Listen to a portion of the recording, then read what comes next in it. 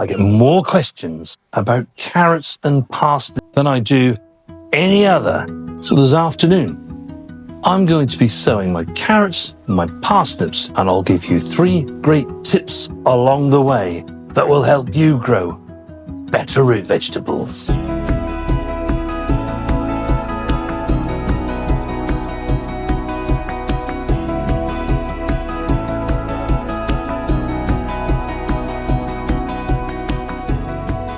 When it comes to carrots and parsnips in particular, the main comments I get are that they're forky, poor germination, or they're splitting. And each of those 3 problems we shall address today and give you a solution to stop that happening. Today we shall be sowing 4 different types of carrots. I'm going to be sowing some nonce. I like to sow those at this time of the year because they're ready for us to pick within 12 weeks. It's right at the end of March now, so by June, I have nice fresh carrots to be able to eat. We should also be sowing our old favourite Norwich. Norwich we've grown for many years. It's a lovely carrot, sort of part way between an early carrot and a main crop carrot, but it is really a gorgeous carrot. And then we're going to sow some Chantenay Red. We always look to grow the Chantenay Red, not just now, but also later in the season, because it's great to add to trivets. And if you're doing a casserole, because they're a stump-rooted carrot, they don't melt away while you're cooking. They'll stay there right to the very end so that you still have those carrots to eat. Also, because it's stump-rooted, if you have particularly clay soil, hard soil, it's a great variety to grow. It's not got to get down that far. And then lastly, a new variety to us, which is sweet candle. We're going to grow some of those. The thing is with carrots in particular is that they need to be sown very thinly. Why? Well, you could be there for couple of hours thinning your carrots. I've got 1, 2, 3, 4 rows here that are 10 feet long. Each carrot needs about 2 inches between it to grow to a nice, decent sized carrot. So the thinner you can sow them, the better it is. And I've said this before on previous videos, but some of the comments that have come back is that it's all fair enough, Barry, but germination is awful. So let's address that problem first. We have made our drills. The first thing we're going to do is to water those drills. By watering the drill, once you enclose the seeds over, you are going to cocoon it in a nice, moist seed bed.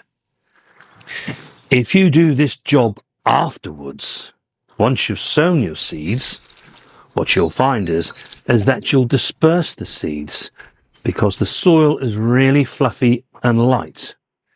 You're going to have to water much more to ensure that that water actually goes down underneath the seed. Just give it a few minutes just to disperse. And while it's doing that, I'll get the markers in. The Chantenay Red, Norwich, Sweet Candle, and nonce. I often see people just charging the palm of their hand with many seeds and then just sowing them and scattering them within the drill. That's no good. You're going to spend far too much time having to thin them. The best way to do it is to put your fingers in and take a tiny pinch. Really, for every 12 inches of your row, you're aiming for 6 to 8 seeds. Now, this is really difficult. You're going to get slightly more, but that's really what you're aiming for. The closer you get to that goal, the less thinning you have to do. And let's not forget, when you have to thin these carrots, you crush the foliage as you're doing it, and that's what attracts carrot root fly. You can smell it from a long, long way away. They come and land, lay their eggs, and in a few months' time, when you go to harvest your carrots, you'll have some lovely black holes in them. Doesn't look very nice to eat. So the less chance we have of doing that, the better. Then just put the soil back over to close the drill up. Now you can safely water your carrots once again without fear of the seeds dispersing everywhere and out of the rows. Why? Well, because we made the soil damp at the beginning. It's much heavier, much denser. So therefore, the water that we're putting on now is not moving the soil about or the seeds. In doing it this way, you'll know that you've given your seeds the best chance of germination. The next most popular comment that I get is that your carrots, your parsnips, are forking. Forking occurs when the root hits something and it skews it off in a different direction. While in itself doesn't deter from the vegetable, it still tastes just as nice. What it does mean is that it's a little bit more awkward to peel, wash, because they have those kind of forks in them.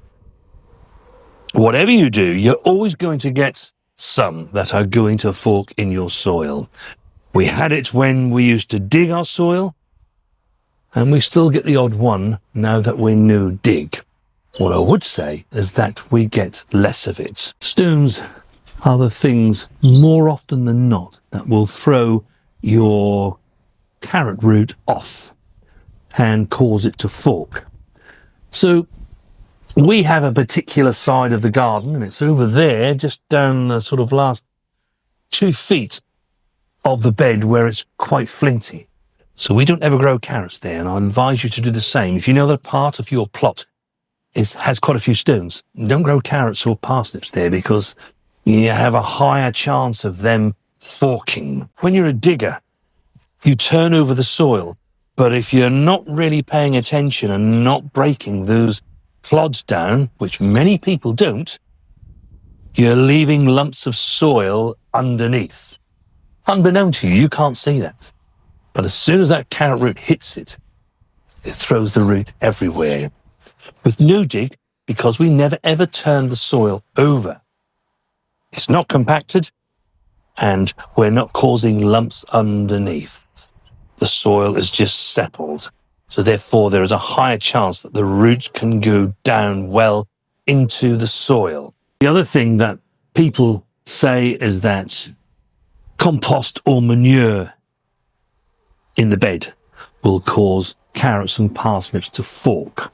I cannot 100% tell you that that's true, because even when we were diggers, we never, ever added compost or manure to the carrot bed. That was just something that we didn't do. But people often say to me, well, you know, you're putting all that compost on the top of your soil and then you're sowing into it. That is the whole point.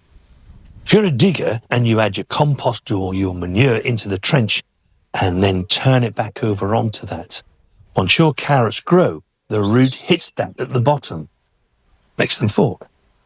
It's no dig, you don't get that, because as has been rightly pointed out many times in the comments on our channel, compost goes on top of our soil. We only ever sow into it. Once it's germinated and the root's starting to go down, it goes into our soil. When it comes to parsnips, slightly different. What you're going to do is to dip your holes about 8 to 9 inches apart to give your parsnips enough room to grow. I would never ever make a drill and sow lots of parsnips into it. First thing is, again, you've got all that thinning to do. You don't need to have that. You can make the job much easier for yourself.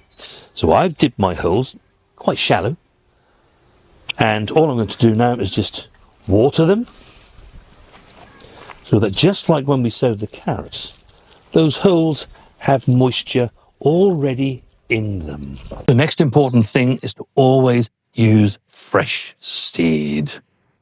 Parsnip seed does not keep. It's one of the annoying things about seed companies, really, and not any one in particular, but all of them. You get lots of parsnip seeds in your seed packet. That's because if you've ever let a parsnip go to seed, it produces many, many seeds. And I guess they can think to themselves they can justify the price of that packet because they've put 200, 300 seeds in it. Problem is that you paid for that and they're not viable the following year. Now, the next tip is to take 3 seeds only, and put them into your planting hole. Try to do this on a day that's not too windy, because parsnip seeds are like feathers. They soon blow away. Now you have your 3 seeds in the station. You've increased your chances times 3 of getting something in each station. You're going to be really unlucky if one of those haven't germinated. If all 3 germinate, happy days, you've got great seed. All you need to do is to take a pair of scissors and just chop the tops off 2 of them, leaving the strongest one behind to grow on. Now they're sown, just cover them with your soil.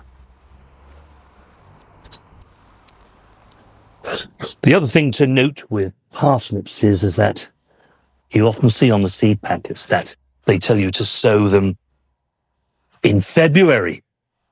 I personally would not be sowing any parsnips in February. There'll always be someone that says they've done it and it's worked and they've got parsnips. But for the majority of us, it simply won't work. It's too cold.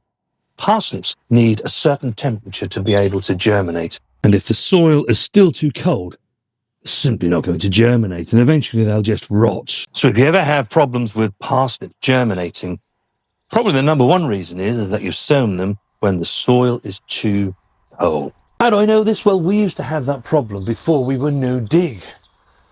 We garden on heavy clay. Clay soil is notorious for warming up much later than any other type of soil. And so we used to have real problems. In fact, I wouldn't even be able to sow them now, right at the end of March. I would have to wait until sort of mid-April, really, sometimes even the end of April, until the soil is warm enough for us to be able to do that. But now that we're no dig, it's always got its eider down of compost over it. It means it warms up much quicker now than it ever did. That's why I can sow these seeds right here, right now. Roots that split. This will be because you have not kept the soil moist. At all times during their development for carrots and parsnips, the soil needs to be moist. If no rain has fallen within 7 to 10 days, you want to be giving them a light watering just so that the soil remains moist. Because otherwise, the longer you leave it, as soon as there is a deluge of rain, or you give them lots of water, they think, way, we can get growing. And their growth spurt happens really quickly.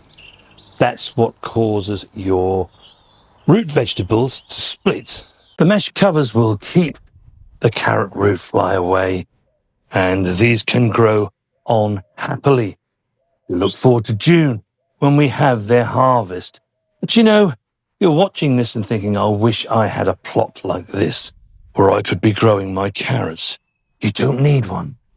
Actually, carrots grow really well in containers. Our favoured method is using the snail method, where you make a snail shape in the container, sow your seeds, and you get lovely harvests of carrots come June and July. So there you have it. There are tips for getting the best out of your root vegetables in the form of carrots and parsnips. If you follow our tips, you'll have great carrots to harvest from June onwards. And parsnips, well, let them just go past mid-November when we start to see that first frost sweetens them up really lovely. And you'll have great roots to be able to enjoy. If you got value from this video, then do leave us a like. And if you like what we do and you haven't yet subscribed to the channel, why not hit that subscribe button? If you're new to gardening, maybe never grown carrots before, and you want to see the whole growth cycle of carrots from seed to table, why not watch this video next? We shall see you then.